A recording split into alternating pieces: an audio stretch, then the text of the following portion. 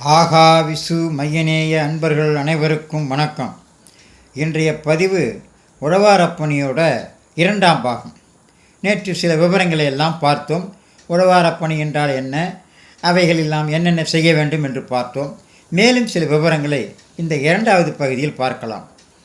கோபுரங்களில் முளைத்திருக்கக்கூடிய சின்ன சிறு செடிகள், அரசமரம்லாம் முளைத்திருக்கும், அவற்றை நீக்குவது, சிவாச்சாரியார்களின் அனுமதி பெற்று திருக்கோயிலின் கொடிமரம் உற்சவ மூர்த்திகளை இயற்கை மூலிகை கொண்டு தூய்மைப்படுத்துவது, 63 மற்றும் கல் திருமேனிகளுக்கு மாவு சாற்றி, அதாவது மாவு தயிர் இதெல்லாம் சாற்றி அதன் மீது படிந்திருக்கும் அழுக்குகள் எல்லாம் நீக்குவது, திருக்கோயில்களில் உள்ள மின் விளக்குகள், சில விளக்குகள் எரியாமல் இருக்கும், அவற்றையெல்லாம் சரி செய்வது, வாரம் ஒரு முறை திருக்கோவிலை பசுஞ்சாணமிட்டு மொழுகுவது, திருக்கோயிலை சுற்றி கோலமிடுவது, கோயிலில் படிந்திருக்கும் எண்ணெய் பிசுபிசுப்பை எடுப்பது.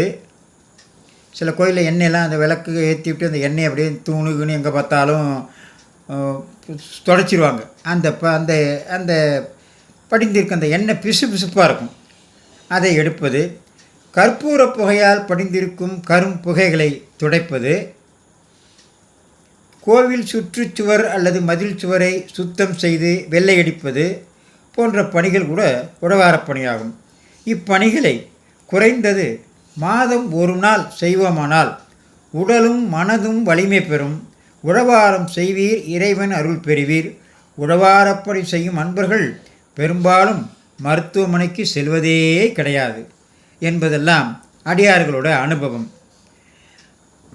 இது அடுத்த வாரம் அல்லது அடுத்த முறை உங்கள் ஊரில் உள்ள ஏதாவது ஒரு கோயில்களில் உழவாரப்பணி நடைபெற்றால் அதில் தவறாமல் கலந்து கொண்டு சிவபெருமானின் திருவருளை பெறலாம். இதெல்லாம் நம்ம சாதாரணமாக இல்லை, இதெல்லாம் செஞ்சால் சிவபெருமானுடைய அருள் நமக்கு நிச்சயமாக கட்டும். அதனால்தான் உங்கள் ஊரில் என்று உழவாரப்பணி நடக்கிறது, அதற்கென்று சில அடியார்கள் எல்லாம் வருவார்கள். அவர்களுடன் சேர்ந்து அவர்களுக்கு ஒத்தாசையாக அவர்களுக்கு உதவி செய்து இந்த உழவாரப்பணியை நீங்களும் மேற்கொள்ளலாம்.